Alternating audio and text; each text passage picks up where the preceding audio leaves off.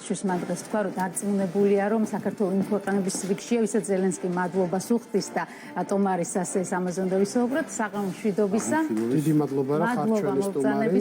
შიდა პოლიტიკით დავიწყოთ, უნებას მოგცემთ, იმიტომ რომ სულ ცოტა ხნის წინ გავრცელდა ინფორმაცია მის თაობაზე, რომ ბადრი ჯაფარიძე შეხვდა ირმა ინაშვილს და როგორც ჩანს, აქ ლაპარაკია რუსთავის კამპანიაში გარკვეულ მხარდაჭერაზე. ეს ალბათ მომდევნო დღეებში დადასტურდება.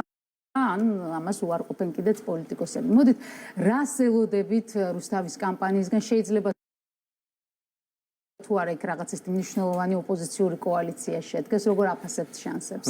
უპირველეს ყოვლისა, მოგესალმებით კიდევ ერთხელ მივესალმებით ჩვენს ტელემაყურებელს, უპირველეს ყოვლისა ეს ფაქტიც გვაჩვენებს ერთ რამეს და განსაკუთრებით საუბრობს ლელოზე როგორც პარტიაზე. რასაც ჩვენ ხშირად ვამბობდით, რომ ლელო ზოგადად გამოირჩევა განსაკუთრებით ფარისევლობით და სიყალბით ბევრ რამესთან დაკავშირებით და ამაზე ჩვენ გვქონდა საუბარი, როდესაც საპარლამენტო არჩევნების შემდეგ იყო პერიოდი სხვადასხვა მოლაპარაკებების მედიაციის თუ ასე შემდეგ და არაერთხელ მეც პირადად მithყავს, რომ ლელო ხშირად ასრულებდა ჩამშრელის როლს ამ შეთანხმებების დროს, მათ შორის საარჩევნო რეფორმის დროს გახსოვთ, რომ მონაწილეობდა ბოლო მომენტში ნაციონალურ მოძრაობასთან ერთად ხმა არ მისცეს საარჩევნო რეფორმას.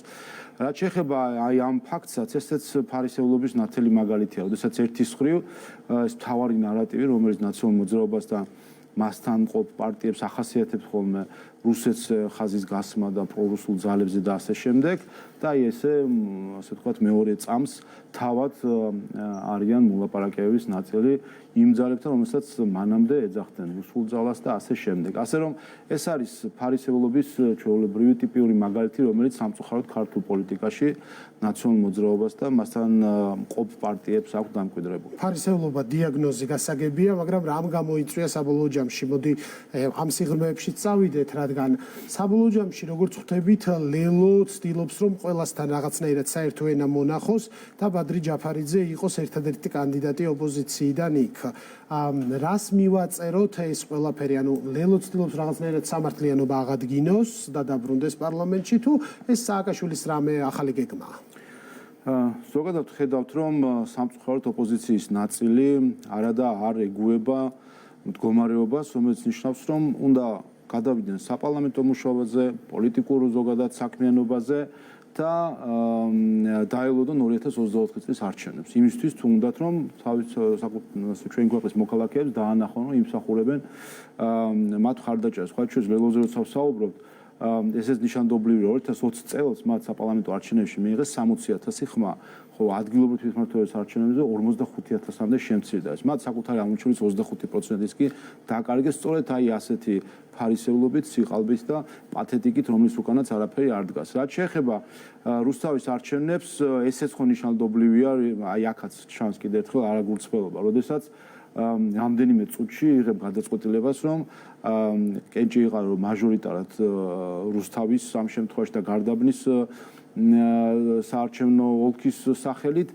მაშინ როდესაც არ გაკავშირებს არაფერი ამ ქალაქთან ან ამ რეგიონთან, ის რომ არც კი ეთყობა კიდევაც გააზრებული არჩევანიც კი არ არის, არამედ ეს არის უბრალოდ პოლიტიკური ტაქტიკის რაღაც ერთ-ერთი ნაბიჯი. ჩვენ დაახლოებით ხვდებით, ხო იქ არ იქნება ლაპარაკი რუსთავის პრობლემებზე, არც გარდაბნის პრობლემებზე, ეს იქნება მცდელობა, რომ გახდეს რაღაც პოლიტიკური ბრძოლის ნაწილი.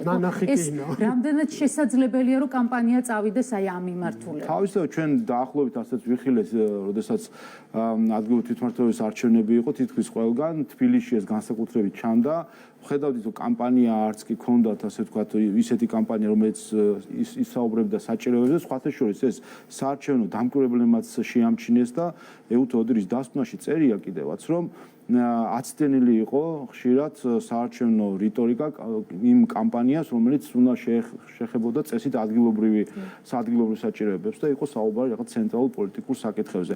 აქაც სამწუხაროდ როგორც ჩანს გვექნება მცდელობა, რომ ნაცვლად იმისა, რომ ისაუბრონ რუსთავის და რუსთაველების თუ გარდაბნის მაცხოვრებლების ინტერესებზე, გვექნება კვლავ ეს პათეტიკა და ფარისეულური რიტორიკა, რომელიც წავა ალბათ ისე ან რუსეთზე, ან სხვა ასეთ თემებზე, რომელიც უკვე გაწყვეტილება ამას, თქვენ რამდენად იცნობთ ადგილზე განწყობებს, რა ჭირდება ახლა მოსახლეობას? ან გონი ამიტომაც მოვიყვანე მე ეს მაგალითი და თავად ლებომაც ორ არჩევნებს შორის 25% საკუთარი აღმოჩენილების დაკარგა ან დრამატული ნაბიჯების მიზეზი რა არის? ხო შეგნებულად რაციონალურად მოაზროვნე ადამიანები რატომ იდიან მათთვის აი ესეთ წამგებიან გადაწყვეტილებებზე? რაიმე ვარაუდი თუ გაქვთ ლელოს? ვერ გეტყვით რთულია ჩვენ მაის რასაც საუბრობთ ჩვენ საპარლამენტო არჩევნების შემდეგ ლელოს ლორთან დაკავშირებით და ეს გამოჩნდა საპარლამენტო საქმიანობაშიც მათ შორის რომ გარკვეულწილად ასე ვთქვათ დაალაგება მდგომარეობის და ნაციონალურ მოძრაობა ასე ვთქვათ გარედან ურტყავდა პარლამენტს ლელო იყო შიგნიდან რომელიც ასე ვთქვათ ცდილობდა რომ აერია სიტუაცია რატო იგონათ რომ ამით მოიგებდნენ რამეს ამით წარმატებას მიაღწევდნენ? საბოლოო ჯამში სხვა ბერკეტები ხო არ მუშაობენ? როდესაც ყველა ფიქრობს რომ მისი ნაბიჯი შეიძლება რაღაც წარმატება ჰქონდეს, მაგრამ საქმე იმაში არის რომ საბოლოო ჯამში ქართველი ხალხი სწორ გადაწყვეტილებას იღებს ხოლმე, როდესაც გადაწყვეტილებას მიიღება. ლელო არის ფაზლის ერთი ნაწილი, რომელიც სააკაშვილის ხელშია, მაგრამ მთავარი ძალა მის ხელში არის ნაციონალური მოძრაობა, რომელიც პარლამენტში დაბრუნდა. მოდი შეაფასეთ მათი დაბრუნება და რამდენად კომფორტულია მათთან მუშაობა.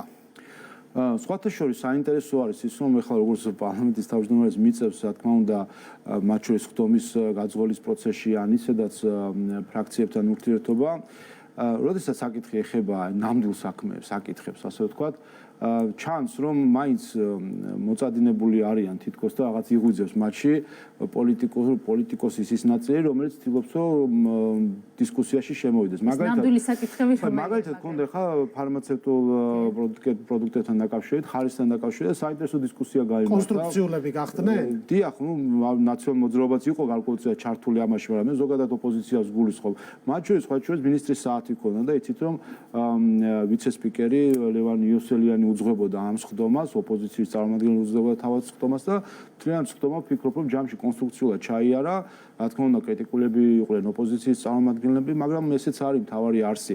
ანუ იმის თქმა მინდა და სხვათა შორის ერთ-ერთი მიზანიც ან ამოცანაც რაც მე დავისახე როგორც პარლამენტის თავმჯდომარემ არის რომ მეტი შემოვიდეს ის საკითხები რომელზეც რეალურად არის სამჯელო იცით რომ ჩვენ როცა ვსაუბრობთ 2024 წელს განაცხადზე ევროკავშირში წევრობაზე ეს გულისხმობს ქართული კანონმდებლობის დაახლოებას ევროპულ კანონმდებლობასთან ამ კუთხით ბევრი არის ჯერ კიდე გასაკეთებელი არის კანონპროექტები რომლებიც პარლამენტში არის მათ შორის უკვე შემოსული მაგალითად მომხმარებელთა უფლებებთან დაკავშირებით კანონი რომელიც მისაღები ვაკეთებ რომელიც მომხმარებლების უფლებებს კიდევ უფრო მაღალ დონეზე აიყვანს დაცვის კუთხით და სხვა ასეთი კანონმდებლობა რომელზეც სამუშაო არის მაგრამ სამწუხაროდ ნაციონალურ მოძრაობასთან დაკავშირებით არის ის რომ ისინი არიან დილემურ სიტუაციაში და საკუთარ თავს ასე ვთქვათ რაღაც საზღვრებს უწესებენ ის რომ როგორ წარმოგიდგენიათ როდესაც ოფიციალური რიტორიკა ნაციონალურ მოძრაობის არის საუბარი რომ ხელისუფლებაში არის პუტინის პროექტი, რუსეთი, აი ეს გაცვეთილი ფრაზები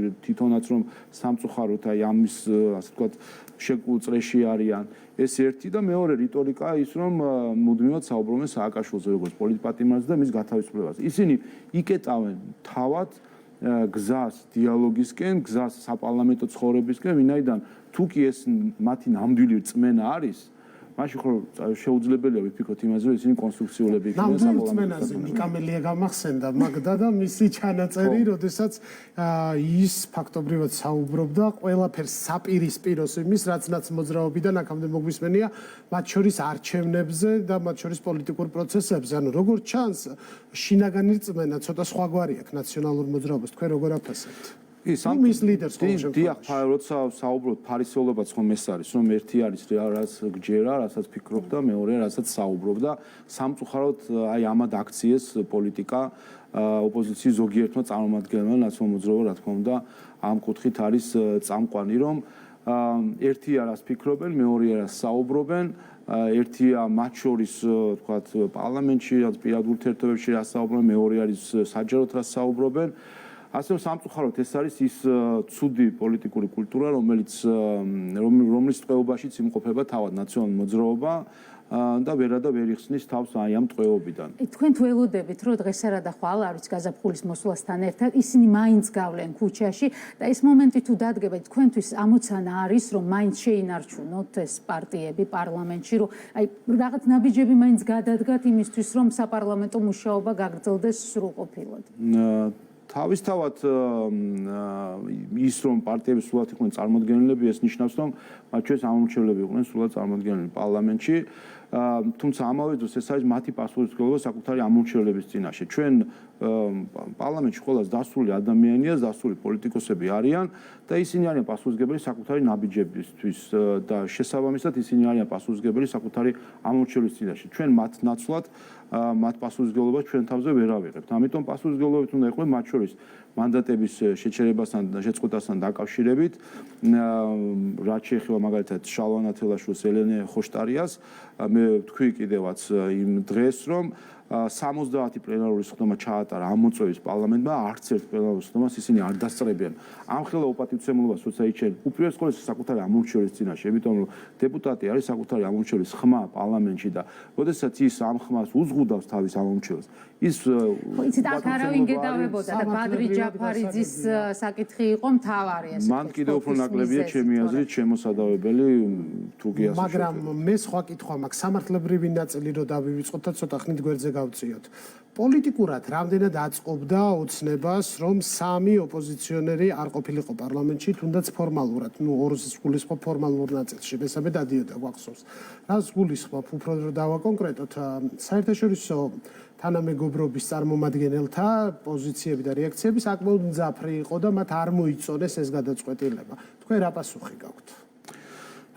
პასუხი არის მარტივი, ის რომ ჩვენ როდესაც თავის დროზე არ შეუჩერეთ მანდატები, არ შეუწყვეტეთ მანდატები გასულ 2021 წლის გაზაფხულზე, ეს დავასაბუთეთ იმით, რომ იყო საბოტაჟი, ეს იყო ინსტრუმენტი მათ შორის სიების ჩახსნაც, იყო ინსტრუმენტი ზეწოლისა დემოკრატიულ ინსტიტუციაზე და ჩვენ ამ ზეწოლის საშუალება და საბოტაჟის საშუალება არ მივეცით მაშინდელ ოპოზიციას. ეს საკითხი შემდეგ ამოიწურა. ახლა ყველა საკუთარი პასუხისმგებლობით უნდა მოქმედებს და როდესაც ამ ყველაფრის შემდეგ კვლავ იჩენ უპატივცემულობას საკანონმდებლო ორგანოს მიმართ, დემოკრატიული ინსტიტუტის მიმართ, რა თქმა უნდა, აქ პასუხი უნდა იყოს ცალსახა. ვინაიდან მეორეს მხრივ, ასე რომ არ მოიქცეს პარლამენტი, ეს იქნება წახალისება უპასუხისმგებლო ქცევისა პოლიტიკოსების მხრიდან. მათ შორის განცხადებები, რომელშიც შეიძლება იყოს საუბარი იმაზე, რომ მანდატების შეწყვეტა შეიძლება არ ყოფილიყო სწორი გადაწყვეტილება, მეორეს მხრივ ასეთი განცხადებები შეიძლება პირიქით აღქმული იქნას ოპოზიციის მხრიდან, როგორც წახალისება საკუთარი უპასუხისმგებლობის და რა თქმა უნდა, ეს უპასუხისმგებლობა არ უნდა წავახალისოს. სწორედ ეს უპასუხისმგებლობა იყო თავის დროზე, რატომაც არ შემოდიოდნენ პარლამენტში და ჩვენ ამიტომ კონსტიტუციამ და კანონმა უნდა შესაბამისი პასუხი გასცეს იმისთვის, რომ კიდევ ერთხელ არ წახალისდეს ეს უპასუხისმგებლობა. განცხადებების წახალისებას ვის გულისხმობთ? მათ შორის ზოგიერთი პარტნიორის განცხადება, რომელიც შეეხებოდა ის, რომ მაგალითად მანდატების შეწყვეტა მოხდა პოლიტიკური პლურალიზმის ხარჯზე. ეხლა ეს იგივეა, რაც ვთქვათ, რომ დამნაშავისთვის საჭირის მისჯა მოხდა თავისუფლების ხარჯზე. რა თქმა უნდა, ეს იქნებოდა მანდატების დაკლების ხარჯზე ხდება ეს, მაგრამ აქ ხო მიზეზი და დიახ, ხო, ანუ მიზეზი და შედეგი ხო უნდა ვნახოთ რა არის მიზეზი ამ ყველაფრის და საბოლოო ჯამში საით არის პასუხისმგებლობის სასწორი გადაწყვეტილი და ამ შემთხვევაში, როდესაც კიდევ ერთხელ ერთის მხრივ არსებობს განაჩენი კანონიერ ძალაში შესული, ასევე არსებობს არც ერთი სხდომის არ დასწრების ფაქტი, ასე ვთქვათ, აბსოლუტური უპატივცემულობა და იგნორირება საკანონმდებლო ორგანოსი, რა თქმა უნდა, ეს პასუხისმგებლობა არის მათ მხრიდან და სხვა შორის თავის დროზე ვიცით, რომ რამდენიმე დეპუტატმა, მათ შორის ლელოს თავმჯდომარემ და გირჩის თავმჯდომარემ საკუთარი განცხადებებით დატოვეს პარლამენტი და მაშინ სხვა შორის არ მოგვისმენია ჩვენ რაიმე გამკიცხველი განცხადებები იმასთან დაკავშირებით, რომ დეპუტატებმა დატოვეს მანდატი. ასე რომ ვფიქრობ, რომ აქაც უნდა თანმიმდევრული ვიყოთ შეფასებების დროს, როდესაც იჩენს დეპუტატი უპატივცემულობა საკანონმდებლო ორგანოს და შესაბამისად დემოკრატიული ინსტიტუტის მიმართ, იმით რომ საერთოდ არ ესწრება მის არც ერთ სხდომას და საერთოდ შენობაშიც კი არ შემოდის, აქ რა თქმა უნდა პასუხი არის ცალსახა და მეორე მხრივ, როდესაც არსებობს კანონიერ ძალაში შესული განაჩენი, რა თქმა უნდა, აქაც სხვა გადაწყვეტილება ვერ იქნებოდა, კიდევ ერთხელ ეს იქნებოდა პრეცედენტი რომელიც დაშვებაც არ იქნებოდა სწორი და მართებული ჩვენ კონსტიტუციასთან არ იქნებოდით პირნათელი. აი ხა გამახსენდა რომ თქვენი არჩევის დღეს მე მგონი ხათუნა სამნიძე იყო რომელმაც თქვენ გიწოდათ ხისტი მოლაპარაკებებში ესეთი სტილი აქვსო და ეს არ იქნება სასარგებლო პარლამენტისთვის აი როგორ ფიქრობთ ეს მიდგომა თქვენ შეიცვალა თუ არა რამე პირველში მაინტერესებს და ამართლებს თუ არა ეს მიდგომა ხო ეს ეპიტეტების მიგრობა ესე იგი ძალიან მოსწონთხოვე მაგრამ სინამდვილეში ხო საკითხი არის რაში რომ ერთი რომ ვიყოთ გულწრფელები, ვისაუბროთ სიმართლე და ვიყოთ პრინციპულები. ეს თუ არის სიხისტე, რა თქმა უნდა, აქ უნდა ვიყოთ ხისტები, როცა საუბრობთ გულწრფელობაზე და პრინციპულობაზე. რომ არა პრინციპულობა თავის დროზე, ჩვენ ვერ შევძლებდით იმ ასე ვთქვათ ნარატივის გადატეხვას, რომელიც 2020 წელს არჩევნებთან დაკავშირებით იყო და გახსოვთ ტალღა, ეგრეთ წოდებული გაყალბებული არჩევნების ეპიტეტები და სწორედ ჩვენმა პრინციპულმა და თანმიმდევრულმა მიდგომამ და სიხისტემ ამ კუთხით რომ არც ერთი ნაბიჯით არ დავიხიეთ რომ სიმართლე დაგვემტკიცებინა საბოლოო ჯამში ვნახეთ რომ სიმართლემ თავისთავად გაიტანა და დღეს უკვე ვერავინ კი ბედავს ისაუბროს იმაზე რომ არჩევნები გაყალბდა არა მელია პირდაპირ ამბობს რომ წააგო არჩევნები და მიზეზებიც იცის თუ რატომ წააგო და ასე შემდეგ პრინციპში არა მხოლოდ მელია მოდი შევთანხმდეთ რომ ოპოზიციის რაღაცა ნაწილმა აღიარა რომ ასე იყო ყველაფერი ისე იყო როგორც სინამდვილეში მაგრამ აქ საინტერესოა მათი მონანიების ფორმა მათ აღიარეს და თქვენს რომ სიების ჩახსნა იყო შეცდომა მოინანიეს მაგრამ ოცნების პოზიცია საკმაოდ ხისტი და მკაცრი აღმოჩნდა რომ შეცდომა არ უთქვამთ მაგრამ ეს იგრძნობოდა მათ სიტყვებში ხო რაღაცა ესეც ითქვას აღდგენას არ აპირებთ ხო აქაც კიდე ერთხელ ამის საპირისპირო კიდე ერთხელ შეგვიძლია სიტყვა ფარისევლობა გავიხსენოთ და ეს ტერმინი იმიტომ რომ აქაც ხომ იგივე არის ანუ ის რაც იყო გამოყენებული როგორც შანტაჟის ინსტრუმენტი სიების ჩახსნა და გახსოვთ თქვენ მაშინ იმიტომ ჩახსნეს სიები რომ უფრო მეტი ზეწოლა მოეხდინათ პარლამენტზე და რომ პარლამენტი იძულებული ყოფილიყო ან არ შეკრებილიყო ან დაშლილიყო ან ასე შემდეგ ანუ ეს იყო ჩვეულებრივი შანტაჟის ანტიკონსტიტუციური შანტაჟის ინსტრუმენტი და მას შემდეგ რაც ეს შანტაჟი ჩაიშალა და ამის შემდეგ ახლა უკვე ცდილობენ რომ რაღაცნაირად უკან დააბრუნონ ეს ყველაფერი ისე რომ საბოლოო ჯამში თქვენ კი ამბობთ აღიარებაც მაგრამ არც არავინ არაფერს არ აღიარებს რომ რაიმე აქ შეცდომა ქონდა მათ რიტორიკას თუ შეხედავთ ფაქტობრივად რა თქმა უნდა ასე არის მაგრამ ისინი იმის თამამიც არ ყოფნით რომ ისაუბრონ თუ ეს ერთი წლის განმავლობაში ნახევარი წელი როდესაც პარლამენტში არ შემოდიოდნენ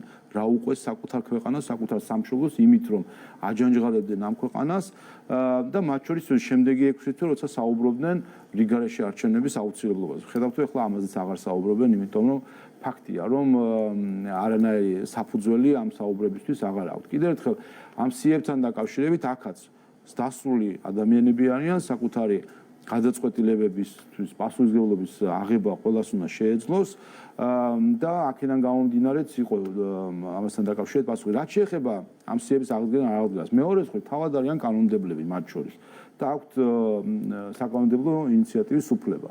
ამიტომ თუ კი ფიქრობენ რომ ეს არის რაიმე სწორი გადაწყვეტილება, დაინიცირონ ეს ცვლილება კანონში და მე პირადად სიამოვნებით მოვისმენდი მათ мотиваციას, განმარტებებს, რატომ იყო თავის დროზე არასწორი, რატომ არის ეხლა სწორი აღდგენა და ასე შემდეგ. ამიტომ დაინიცირონ ეს კანონპროექტი და მოვისმენთ მოისმენთ ერთია, მაგრამ მეორეა რამდენად ხარს დაუჭერდით. ჯერ წარმოადგინონ რა мотиваცია აქვთ, რა არგუმენტები აქვთ ამასთან დაკავშირებით, რა გაიაზრეს ამ ერთი წლის განმავლობაში რატომ არის ახლა საჯარო სინანულისკენ მოუწოდებ. არა სინანულზე არ არის საუბარი არის იმაზე რომ ან ფაქტი არის ერთი რამე რომ რაღაც გადაწყვეტილება რომელიც მათ მიიღეს ახლა უნდათ ეს გადაწყვეტილება შეიცვალოს გვაჩვენონ ის გზა როგორ რა გზა გაიარეს ერთი გადაწყვეტილება და მეორე გადაწყვეტილება ხვალ არის სააკაშვილის მორიგი სასამართლო პროცესი და სხვა შორის ადვოკატები ამბობენ რომ ის შესაძლოა ვერ დაესწროს პროცესი იმიტომ რომ ეს მის ჯანმრთელობაზე იქნება დამოკიდებული და აქ ჩვენ ხედავთ რომ პრინციპში ერთადერთი თემა რომელიც დღეს არის მთელი ამ გუნდისთვის მნიშვნელოვანია ეს არის სააკაშვილის ჯანმრთელობა და ისევ არის მცდელობა რომ ეს წამების და არადამიანური ბობყრობის ნარატივი რაღაცნაირად გამყარდეს და დაინერგოს. საგამოძიებო კომისია, თქვენ როგორ უყურებთ ამ კომისიას? რამდენად შესაძლებელია ჯერ კიდევ არის თუ არა შანსები რომ ის შეიქმნას და არის თუ არა საფრთხე ეს თქვენი აზრით? რისი მომტანი იქნება საერთოდ პარლამენტში ეს კომისია? ზოგადად რაც შეეხება საგამოძიებო კომისიას, ეს არის რეგლამენტით გათვალისწინებული ინსტრუმენტი, რომელიც სწორედ ქართული ოცნების მიერ გატარებული საკონსტიტუციო რეფორმის შედეგად იქცა ნამდვილად ოპოზიციის ინსტრუმენტად, ვინაიდან მას სჭირდება 50 ხმა იმისთვის, რომ ის დაფუძდეს და აქედან გამომდინარე, განსხვავებით მანამდე არსებული რეგულაციიდან, სადაც უმრავლესობა იღებდა გადაწყვეტილებას შექმნასთან დაკავშირებით, ეს სულად ოპოზიციის ხელშია. დღეს საქართველოს პარლამენტში ოპოზიციური დეპუტატების რაოდენობა არის 61.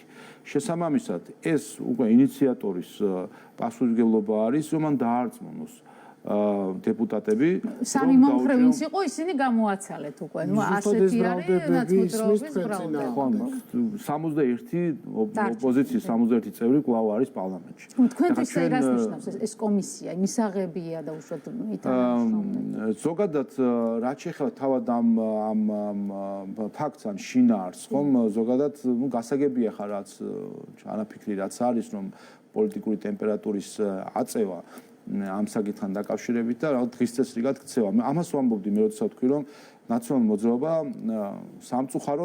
სამწუხაროდ პოლიტიკური დისკუსიისთვის, ასე ვთქვათ, საკუთარ თავს ჩიხში აყენებს. მათ შორის სააკაშვილის საკითხით ჩიხში აყენებს, ვინაიდან ისინი ვერადა ვერ გამოდიან, ასე ვთქვათ, იმ გავლენისგან, რომელიც მათ ლიდერს აქვს პარტიაში და შესაბამისად იძულებულები არიან ყოველდღე რაღაცნაირად თემად აქციონ სააკაშვილის საკითხი და აქედან გამომდინარე ზღუდავენ თავის თავს და ზღუდავენ ზოგადად პოლიტიკურ დისკუსიას. ეს არის ჩიხი ყოველდღიური ლაპარაკი. თავისთავად და ისინი იძულებულები არიან, რომ იყვნენ აი ამ თემის ხეობაში.